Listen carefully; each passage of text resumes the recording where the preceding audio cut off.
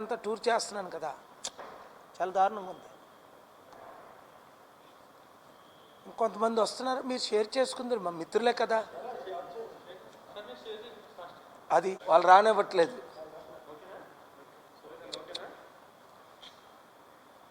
చూడు 4:10 అయిపోయింది.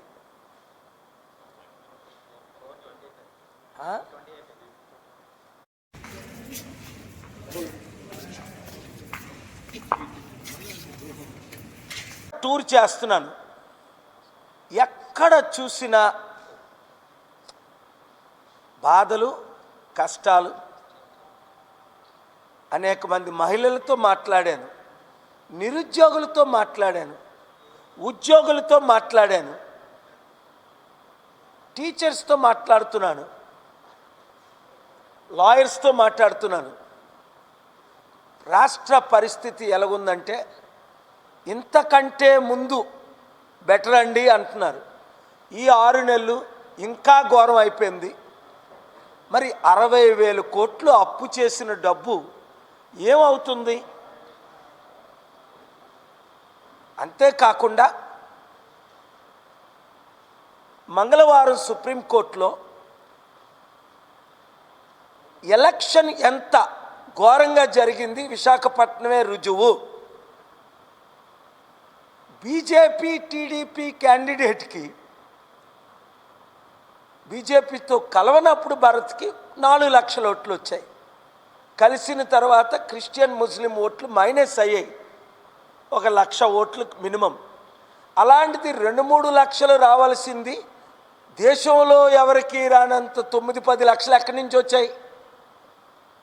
అంటే క్రిస్టియన్స్ 4-5 లక్షలు బీజేపీ టీడీపీ భరత్ కేసేసారా? అది బుధవారం ఆంధ్రప్రదేశ్ హైకోర్టులో, మంగళవారం సుప్రీంకోర్టులో ఆర్గ్యుమెంట్స్ చేసి వినిపించా. ఈవీఎంలు వద్దు, బ్యాలెట్ పేపరే ప్రపంచంలో 180 దేశాల్లో బ్యాలెట్ పేపరే వాడుతున్నారు. ఒక్క ప్రజాస్వామ్యం దేశమైనా ఈవీఎంలు వాడుతున్నారా? Answer no.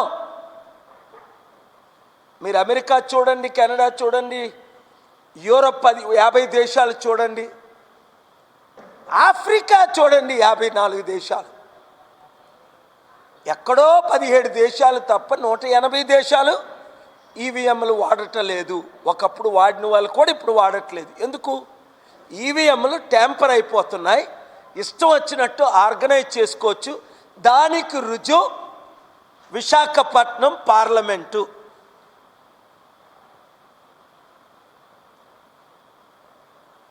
పోనీ 3 లక్షలు రావాల్సింది 4 లక్షలు అంటే అనుమానించకపోదు. పోనీ వైసీపీ క్యాండిడేట్కి 4 వచ్చింది, 6-7 వచ్చాయి అంటే అనుమానించకపోదు. 52,000 మంది మా కోఆర్డినేటర్లు, 4 లక్షల 5 లక్షల క్రిస్టియన్ ఓట్లు, మన బడుగు బలహీన వర్గాలు. ఏం ముద్రించాడని భరత్కి 9-10 లక్షల మంది ఓట్లేస్తారు? ఇప్పుడు ఏం చేస్తున్నాడు తెలుగుదేశం పార్టీ చూడండి. ఇచ్చిన వాగ్దానాలు 6 వాగ్దానాల్లో ఒకటైనా నెరవేర్చారా? లేదు.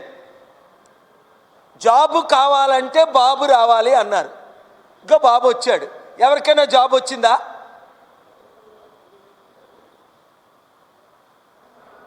ఏం పెడుతున్నారు? లడ్డూ గొడవలు పెడుతున్నారు. జనవరిలో 1,00,000 లడ్డూలు పంపించారట. ఎక్కడికి? అయోధ్యకి. నెయ్యి టెస్ట్ చేసింది జూన్లో, మరి జనవరి ఎలా పంపారు? అది కోర్టులో కేసేసా. వీళ్ళ అవినీతిని ఎత్తి చూపించా.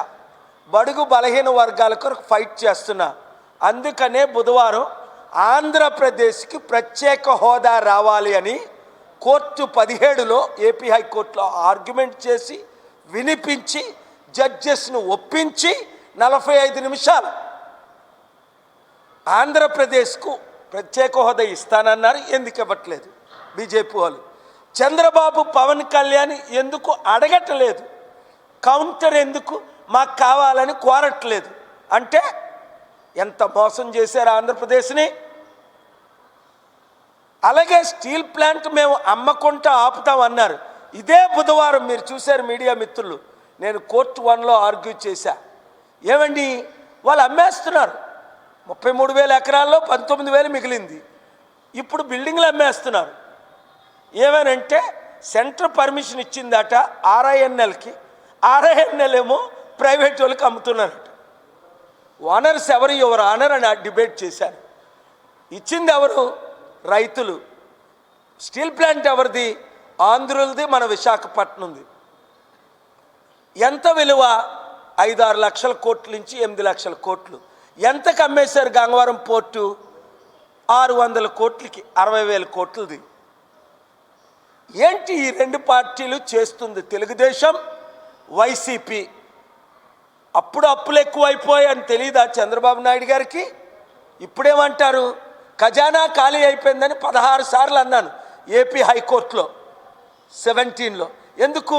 ప్రత్యేక హోదా వస్తే 1000 కంపెనీలు వస్తాయి, తద్వారా లక్షల ఉద్యోగాలు వస్తాయి, ఆదాయం పెరుగుతుంది, రైతులకు నిరుద్యోగులకు న్యాయం జరుగుతుంది, హాస్పిటల్ కట్టడానికి అభివృద్ధి చేయడానికి బాగుంటుంది అని అంటే మరలా డిసెంబర్ 11వ తారీఖుకి దాన్ని వాయిదా వేశారు.